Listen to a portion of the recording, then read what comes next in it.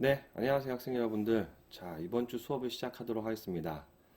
벌써 오늘이 마지막 수업입니다.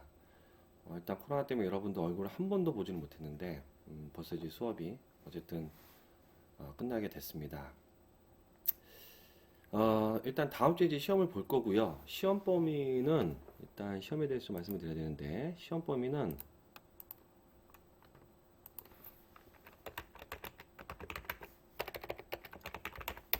우리 6장 챕터 6에서 11장까지입니다. 6장이 우리 전략기획이고요. 그 다음에 11장이 이제 정보 보안, 그 다음에 전자지불에 해당되는 내용입니다. 뭐 이제 12, 13장이 있긴 한데 12, 13장은 사실은 뭐 이번 과목에서 둘이 굳이 안 다뤄도 다른 과목에서 다루기 때문에 일단은 배제를 했습니다. 그래서 6장부터 11장 그리고 오늘 배운 거까지 시험 범위 해당이 될 거고요. 시험 일자는 12월 14일입니다. 14일 월요일 날 이제 시험을 볼 거고, 그 다음에 시험 시간은 오후 지난번처럼 1시에 시작을 하겠습니다. 1시에 시작을 하겠습니다. 1시에 시작을 해서 1시간 동안 2시까지 1시간 동안 시험을 보도록 하겠습니다. 되셨죠? 다시 정리해서 얘기하겠습니다. 우리는 12월 14일 날 월요일 날 오후 1시부터 오후 2시까지 1시간 동안 기말고사를 봅니다. 기말고사의 시험 범위는 6장, 그 다음에 11장. 6장에 있는 내용이 이제 전략기획, 11장에 해당되는 내용이 이제 정보보안, 정보 전자지불, 그리고 오늘 배운 것까지가 시험 범위에 해당이 되겠습니다. 이렇게 해서 준비를 하시고 시험을 잘 보도록 부탁드리겠습니다. 자, 오늘 이제 배울 내용을 좀 설명을 드리자면, 오늘 배울 내용은 이제 교재에는 없고요. 요즘 이제 가장 이슈 중에 하나인 그 스마트 공장에 대해서 한번 좀 배워볼까 합니다. 스마트 공장. 일단 지금 이제 스마트 공장이 이제 4차 산업혁명과 맞물려서, 또 지난번에 제가 설명드렸던 한국판 뉴딜과 맞물려서 기업에 있어서 가장 이슈가 되는 부분이 바로 이제 스마트 공장입니다. 물론 이제 대기업 같은 경우에는 충분한 자본과 인력이 있기 때문에 자체적으로 수행을 하고 있는 상황이고요. 중견기업들은 이제 스마트 공장을 이제 전환하고 싶은데 인력이나 이제 예산이 부족한 부분이 좀 많다 보니까 이런 부분들을 이제 정부에서 좀 지원을 해서 이제 자꾸 이제 중소기업들도 이제 스마트 공장으로 좀 전환하고자 하는 노력을 기울이고 있습니다. 자, 그럼 이제 세부적인 내용을 볼까요?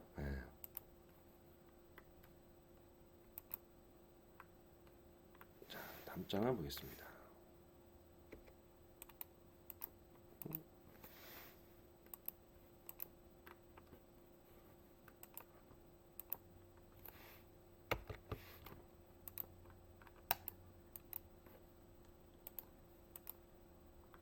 좋습니다. 좀 헤맸는데요. 죄송합니다. 자, 일단 스마트 공장의 개념은 이제 제품 설계, 개발, 제조, 유통, 물류 등 이 공장에 이루어지는 모든 전 프로세스, 전 이제 과정에 대해서 정보통신 기술을 이용해서 생산성, 품질, 고객 만족도를 향상시키는 지능형 공장입니다. 중요한 얘기, 지능형 공장. 지능형 공장. 지능형 공장.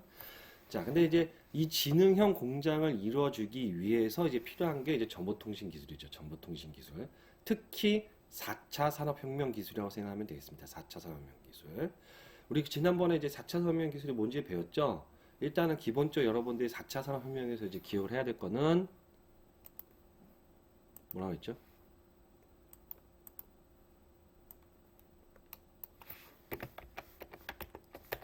D, N, A. 이걸 이제 기억을 해야 된다고 했죠. 데이터, 네트워크, AI. 인공지능이죠. 그러니까 이 DNA가 이제 4차 산업혁명의 이제 핵심 이제 요소라고 이제 말씀을 드렸습니다.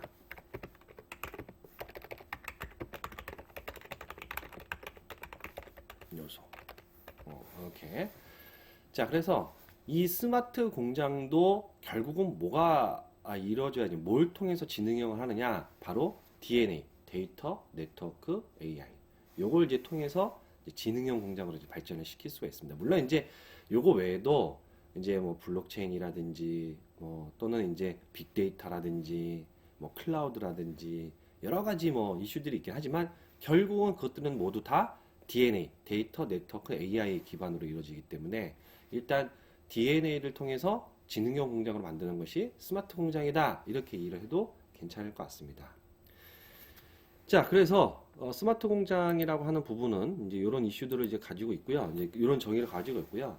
일단 결국은 이제 공장에 가지 않아도 스마트폰이나 컴퓨터로 현장을 제어하고 확인할 수 있는 이런 기능까지도 이제 구현할 수가 있다.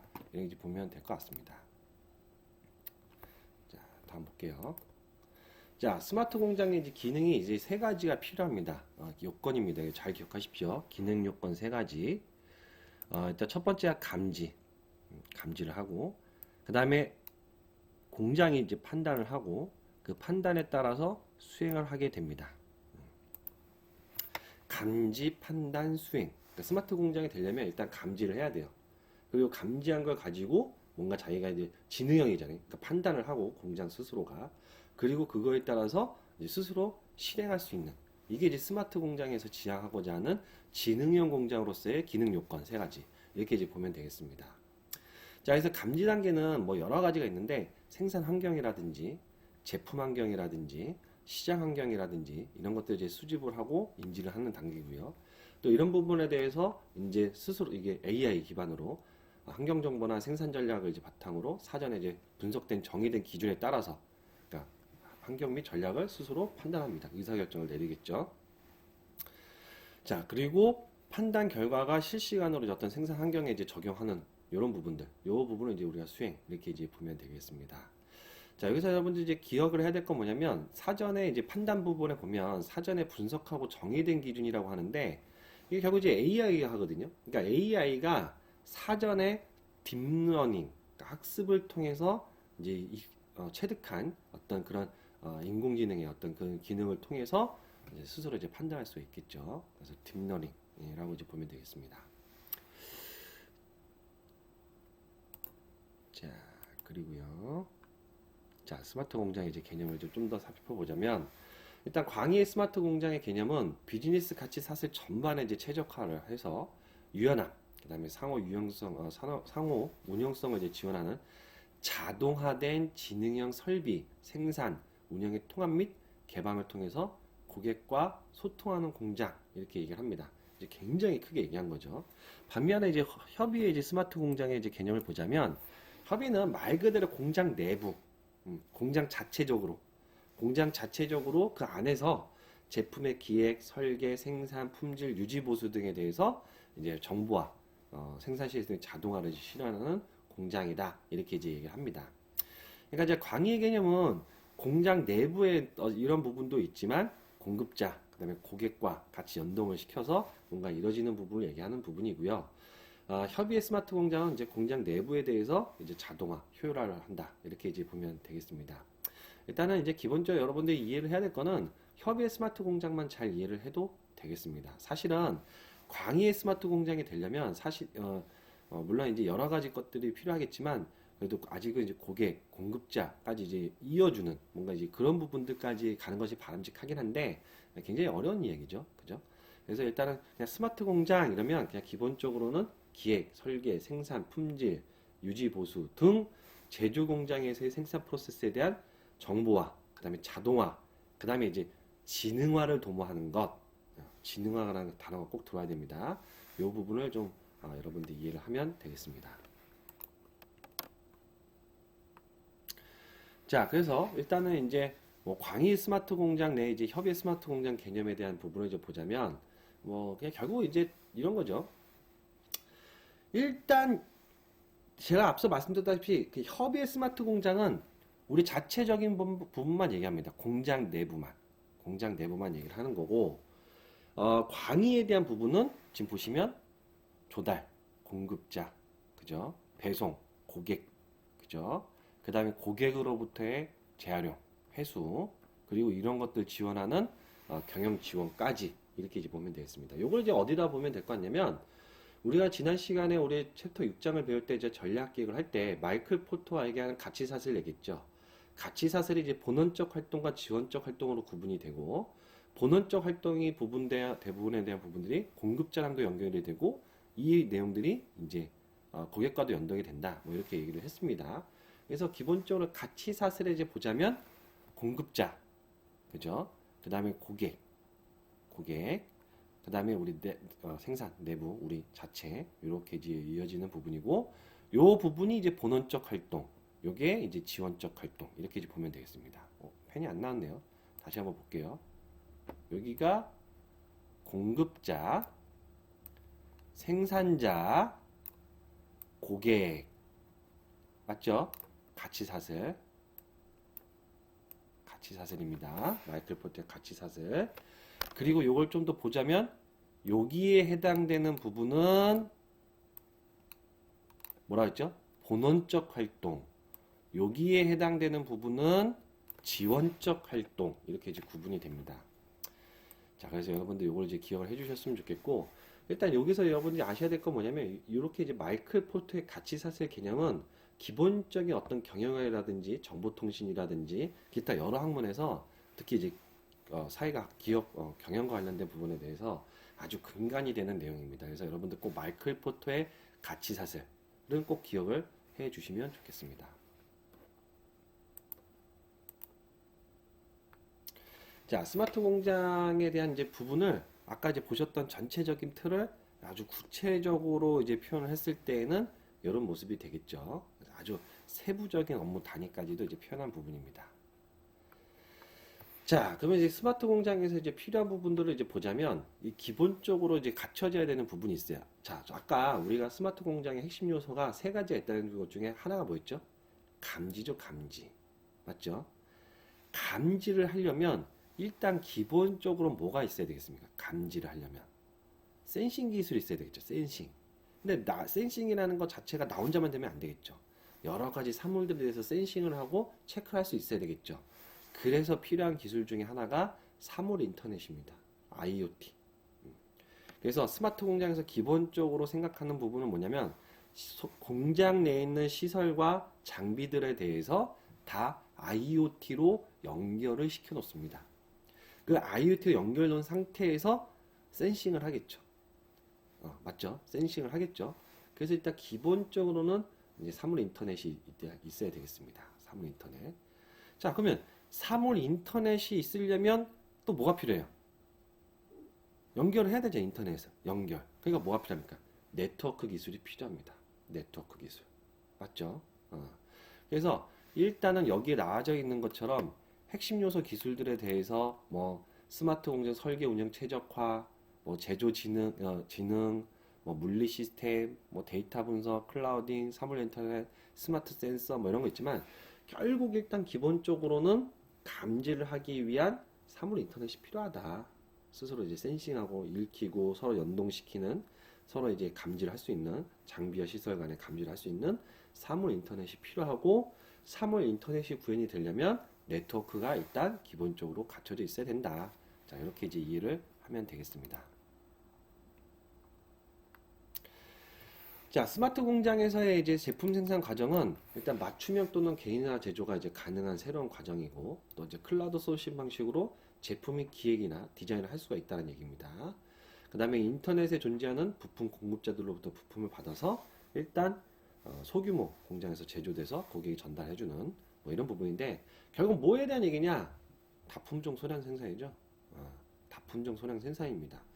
그러니까 결국 이 얘기를 어떤 얘기를 하고 싶은 거냐면, 여기서 스마트 공장은 다품종 소량 생산에 맞게 유연화될 수가 있어요. 이 얘기를 하고 싶은 얘기입니다. 자, 그래서 지금 이제 보시면 이제 스마트 공장에서 지금 이런 식으로 아이디어부터 메이커까지 원하는 맞춤형으로 이런 부분으로 이루어질 수 있다라는 이제 사례를 제시한 부분입니다. 자, 그래서 일단은 스마트 공장하고 일반 공장을 이제 비교를 해보자면, 일반 공장은 이제 5M, 인력, 기계, 자재, 측정, 공정, 이렇게 이제 구성이 되어 있고요. 맞죠? 여기서 일단은 스마트 공장에서는 여기에 이제 모니터링 및 운전이 이제 추가가 된다는 얘기입니다. 모니터링 및 운전. 요게 이제 추가됩니다. 잘 기억하십시오. 모니터링 및 운전이 추가가 됩니다. 그러니까 기본적으로 전통적 공장이 갖고 있는 구성 요소를 이제 뭐 다 뭉갠다는 게 아니라 일단 걔는 유지를 하는데 이거에 대해서 ICT 관점에서 ICT의 기반으로 하는 모니터링 운전이라고 하는 기능들이 이제 추가된다 이 얘기입니다. 그 얘기는 무슨 얘기냐? 인력, 기계, 자재 측정 공정을 ICT로 그러니까 정보통신으로 모니터링하고 운전한다 이렇게 이해하면 되겠죠. 좋습니다. 자, 그래서 인력이라고 하는 부분들은 일단 보면 이제 공장 작업자에 대한 부분인데 일단은 지금 이제 보자면 예전에는 이제 그러니까 스마트 공장에서는 그 일단 작업자를 뭘로 보냐면 관리자로 본다는 얘기예요. 그러니까 뭐냐면 옛날에 이제 일반 공장에서는 작업자 실제 현장에 뛰어가서 사람이 일을 했어야 되는데 스마트 공장은 그것을 로봇이나 어떤 이제 장비 시설들이 지능화된 장비나 시설들 로봇들이 이걸 대체를 하니까 사람은 실제 현장에 뛰어드는 게 아니라 관리자로서 뭔가 모니터링하고 문제가 생기면 해결해주는 이런 이제 부분으로 이제 바뀐다라는 걸 얘기하고 싶어 하는 거고요. 자, 그 다음에 이제 기계에 대한 부분은 뭐냐면 서로 이게 일반 공장은 그냥 설치를 해서 어떤 프로그래밍에 의해서 공장이 그러니까 로봇이나 어떤 장비들이 바로바로 이제 작업을 그냥 주어진 프로그래밍 된 대로 이제 일을 하는데 스마트 공장에서의 기계는 뭐냐면 서로 상호 연동을 하고 서로 상호 작업을 한다는 얘기입니다. 이런 식으로. 예전에는 이런 개념이 없죠. 그러니까 공장 내의 기계 설비들이 서로 상호작용을 통해서 마치 사람처럼 서로 연결을 해주고 도와주기도 하고 뭔가 쉬기도 하고 뭐 이런 거 있죠. 이렇게 이제 바뀐다는 얘기입니다. 자, 그 다음에 이제 자재와 제품에 대한 부분인데 일단은 자재와 제품이라고 하는 부분들이 뭐 지금도 이제 이렇게 돼 있지만 이제 스스로 아이디 이런 것들을 이제 장착을 해서 나의 위치라든지 소모량이라든지 이런 것들 이제 파악할 수 있다는 얘기입니다. 그래서 여러분들 뭐 이런 부분들 이제 가장 많이 이용되는 기술 중에 하나가 뭐냐면 이제 비콘 기술이라고 해서 블루투스를 이용해 가지고 어떤 물품이나 이런 것들 어떤 자재 위치 이런 것들 이제 판단할 수 있는 이제 그런 기술들도 있습니다. 그 다음에 이제 모니터링 운전 이거 중요하죠. 그래서 결국은 뭐냐면 스마트 공장이라고 하는 것은 기계, 사람, 뭐 자재, 측정, 뭐 운전, 뭐 이런 것들에 대한 부분들을 이런 요소들 아까 5M이라고 하는 요소들이 이제 ICT 방식에 의해서 모니터링돼지고 운영해진다 이런 얘기입니다.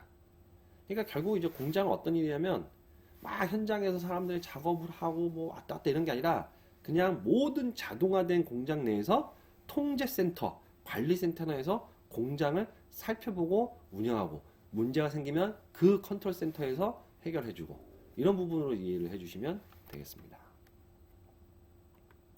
자, 그래서 주요 이슈 및 이제 특성을 보자면 아까 말씀드렸다시피 일반 공장은 생산 설비, 제어, 그다음에 이제 공장을 이제 관리를 한다는 거고 스마트 공장은 이 부분을 자동화라는 개념이 아니라 자동화는 이미 우리 모든 기관들 모든 공장들이 웬만하면 다 자동화돼 있어요.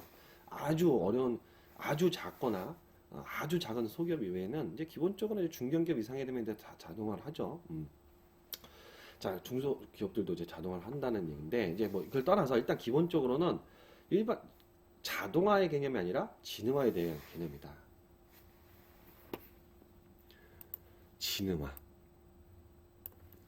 지능화에 대한 개념이다. 이 얘기를 이해를 하시면 되겠습니다. 그래서 이제 보시면 생산 설비 똑같죠. 제어, 공장 관리 이건 똑같지만 이 안에 생산 설비들 간의 센서, 서로 연결 그리고 이런 부분에 대해서 도와주는 부분들 이런 부분들 인공지능 이렇게 되겠죠. 자, 그래서 이제 이런 부분들을 이해를 하시면 될 것 같고요. 여러분들 이게 가상공간이라고 한 거는 혹시 기억납니까? 가상공간? 이게 뭔지? 이걸 이제 우리가 뭐라고 하냐면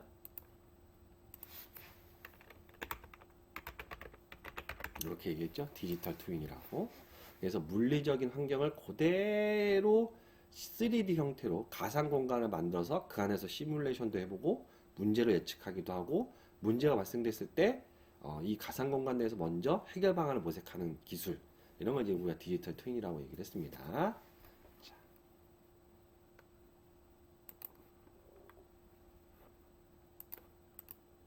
자, 그래서 이제 일단 기존 공장과 공정에서 이제 차이를 보자면 일단 사물 인터넷 환경이 이제 구축이 돼 있고 그 그다음에 사이버 물리 시스템이 이제 구축이 돼 있다. 뭐 이렇게 돼 있죠. 그러니까 결국은 연결이 돼 있어야 되니까 서로 뭔가 네트워크로 연결되어 있는 상황 내에서 사물 인터넷을 하든 뭐 가상 공간을 하든 뭐 센싱을 하든 어쨌든 기본적으로는 네트워크 환경이 일단 구축이 돼 있어야 된다. 이 얘기를 하고 싶은 거고요. 그럼 이제 네트워크 환경 내에서 ICT 이런 4차 산업혁명 기술들이 운영되기 위해서는 이제 물리적 시스템, 그다음에 이제 사이버 시스템, 그러니까 이런 소프트웨어, 하드웨어적인 것도 이제 그 위에 이제 갖춰지게 될 거고, 그리고 이제 그걸 운영하는 형태가 되겠죠. 결국은 일단 가장 밑에 깔려 있는 인프라는 네트워크. 그 네트워크 위에 이제 깔려 있는 거는 이 네트워크 사항 내에서의 스마트 공장을 구축하기 위한 물리적인, 그 다음에 이제 어떤 소프트웨어, 하드웨어적인 부분이 깔려져 있고, 그 위에 이제 운영 방식, 이런 부분으로 이제 보면 되겠습니다. 자, 그래서 요걸 이제 정리를 해보자면 사물 인터넷, 그 다음에 생산과 물리 생산 시스템의 연계성, 그리고 요걸 이제 이루어질 수 있는 서비스 인터넷, 서비스 시스템이죠. 우리 전기사 상관에서 배웠잖아요, 그죠? 이런 부분들이 연결이 되어 있습니다. 자, 그래서 이렇게 이제 보면 인력, 기계, 공정 재료들이 서로 이제 연동이 돼서 네트워크 기반 내에서 ICT 근거해서 서로 연동이 되고 진영화돼서 이제 판단한다. 이렇게 이제 보면 되고요. 요거는 좀 기억을 해줬으면 좋겠습니다. 아주 중요한 얘기입니다. 저런 이제 부분들이 이제 구현되기 위한 기술적 요소인데, 인력, 스마트한 작업자, 모바일, 착용용 디바이스, 증강현실 이런 기술들이 필요하겠죠. 그러니까 왜? 이제 인력은 작업자, 현장에 들어가서 일을 하는 사람이라기보다는 이제는 컨트롤하는 사람이니까 내가 공장의 사항을 볼 수 있는 디바이스가 이제 필요할 거고, 또 내가 이제 공장의 사항에 대해서 뭔가 볼 수 있는 증강현실 기술도 이제 필요할 겁니다. 자, 그 다음에 이제 기계는 아까 보셨다시피 지능형, 그 다음에 센서 서로 연동이 돼 있어야 되니까 센서 기술, 지능형 기술이 이제 필요할 거고, 그 다음에 이제 자재 같은 경우는 나의 스스로 위치라든지 소비량이라든지 이런 걸 이제 따질 수 있는 자동 아이디, 그 다음에 스마트 메모리 기술, 그 다음에 이제 측정이라고 하는 부분은 뭐냐면, 우리 측정을 하죠, 항상. 뭐에 대해서 하냐면, 일단 기본적으로 나온 제품에 대해서 측정하기도, 검수죠, 검수. 측정하기도 하고, 또 기계나 설비에 대해서 이제 보기도 하고, 뭐 여러 가지, 공장 내에서는 여러 가지 측정들이 이루어지는데, 이제 그런 부분들에 대한 어떤 첨단 검사 장비, 센서, 3차원 카메라, 이런 것들이 있고요. 그 다음에 이제 공정 자체는 일단은, 서비스 아키텍처. 왜냐면 이제 아키텍처라고 하는 것 자체는 ICT 기반으로 이루어지기 때문에 물리적 요소가 뭔지, 거기에 DB는 어떻게 갖춰져야 될 건지, 보안 요소는 어떻게 반영해야 될 건지, 서로 어떻게 연결해야 될 건지, 이런 전체적인 공정에 대한 ICT 기반의 이제 아키텍처가 이제 가지고 있어야 된다는 얘기입니다. 자, 그래서 그 부분, 그 다음에 이제 모니터링 운전에 대한 부분들은 이제 통신 기술들이 이제 필요하겠죠. 살펴보고 통신하고 이런 부분들. 그 다음에 이제 모니터링 하는 데 있어서 중요한 시각화 기술들, 이런 것도 이제 여기에 해당이 되겠습니다. 자, 요거는 이제 한번 좀 기억을 해 주시면 좋겠습니다.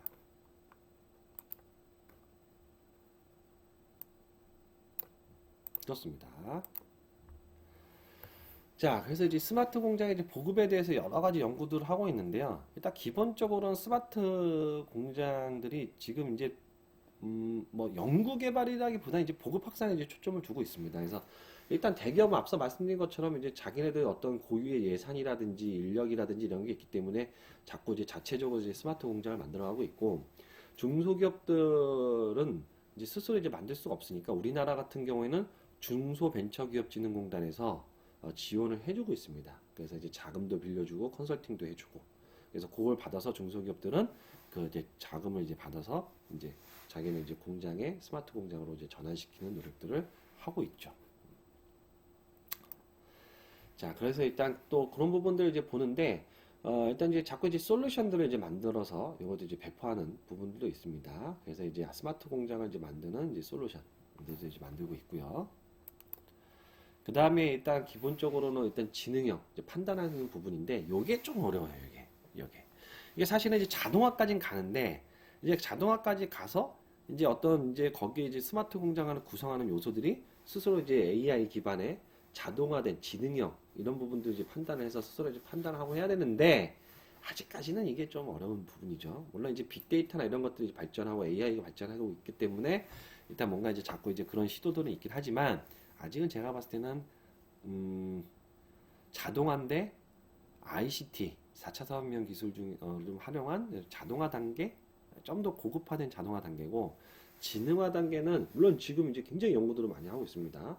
근데 아직은 제가 현장에서 이건 지능형이다라고 이제 판단하기에는 약간 이제 부족한, 좀 더 공부가 필요하고 기술 개발이 필요한 이런 부분이라 이제 보면 될 것 같습니다. 근데 그게 아예 안 된다는 건 아니에요. 이제 조금씩 하고 있다는 얘기입니다. 근데 분야가 이제 조금씩 늘어나고 있다는 얘기입니다. 그런 부분들 그렇게 좀 이해를 해줬으면 좋겠습니다. 여담인데 요즘은 공항 검색 때도 지난번에 얘기했듯이 AI 기반의 엑스레이 기술, 그러니까 엑스레이에 대한 부분들을 AI로 학습을 시켜서 사람이 보지 않더라도 엑스레이를 통해서 AI가 스스로 이제 판단해서 저 가방 안에 칼이 있네? 저 가방 안에 라이터가 2개 있네? 이런 것도 판단할 수 있습니다. 그러니까 지능형이라고 하고 있는 건 지금 진행 중입니다. 진행 중인데 제가 볼 때는 급격한 성장을 이루긴 하겠지만 지금 아직은 좀 더 기술이 필요하다. 좀 더 연구 개발이 필요하다. 이런 얘기입니다. 자, 그래서 스마트 공장의 이제 구분을 보면 굉장히 많은 스마트 공장의 분류는 뭐 굉장히 이제 많은 부분을 나눴는데 일단은 이제 여기서 이제 4단계에 따라서 이제 구분을 하고 있습니다. 자, 그래서 기초 수준, 중간 수준, 중간 수준 2, 그다음에 이제 고도화 이렇게 이제 돼 있고 기초 수준은 일단 기본적인 이제 일부 자동화된 부분을 얘기하는 거고요. 그 다음에 이제 이런 부분들이 조금씩 이제 확장이 되면서 이제 IT 기반에서 자동 실시간 모니터링 품질까지 가능하느냐. 그 다음에 이제 이게 사물 인터넷으로 서로 연동이 돼서 뭔가 이제 통합제어가 이제 될 수가 있느냐. 뭐 이런 부분들. 그 다음에 이제 마지막으로는 정말 이런 부분들이 인터넷, 물리 시스템, 어떤 빅데이터 이런 것들 연결을 시켜서 고객 맞춤형으로 지능형화된 생산 공정을 이뤄냈느냐. 이렇게 이제 볼 수 있다는 얘기입니다. 이런 거죠. 자, 그래서 이렇게 좀 보면 되겠습니다. 중간 수준하고 이제 고도화에 대한 차이예요. 자, 그 다음에 이제 이런 부분도 좀 읽어보시면 될 것 같고, 자, 일단 여러분들 이제 여기까지가 이제 수업에 대한 내용인데, 일단 스마트 공장에 대한 기본적인 개념만 좀 다뤄봤습니다. 제 생각에는 이제 앞으로도 우리 과정도 전자상거래를 배울 게 아니라 4차 산업혁명 기술들이 경영정보 어떻게 연계가 되는지를 이제 배워야 되는 부분인데 아직 이제 그런 과목이나 이런 것들 개설이 되지 않아서 좀 아쉬운 부분은 좀 있습니다. 그럼에도 불구하고 여러분들이 4차 산업혁명 기술, 특히 이제 한국판 뉴딜과 관련된 부분들은 제가 지난번에도 말씀드렸다시피 굉장히 큰 이슈이기 때문에 스스로 좀 공부를 하고 배워뒀으면 좋겠습니다. 자, 여기까지 이제 말씀을 드리고요. 시험에 대한 자세한 사항들은 제가 또 공지사항에도 알려드릴 테니까 그렇게 좀 보고 진행을 하도록 하겠습니다. 자, 여러분들 고생하셨습니다. 한 학기 동안 정말 고생 많으셨고요. 내년에도 이제 과목을 하게 돼서 여러분들 뵐 수 있을지 모르겠지만, 이게 정말 이 코로나 때문에 서로 힘든 것 같습니다. 아무튼 여러분들 한 학기 동안 잘 버텨주셨고, 고생 많으셨습니다. 방학 때도 몸 건강히, 코로나 조심하면서 다음 학기에 볼 수 있었으면 좋겠습니다. 수고하셨습니다.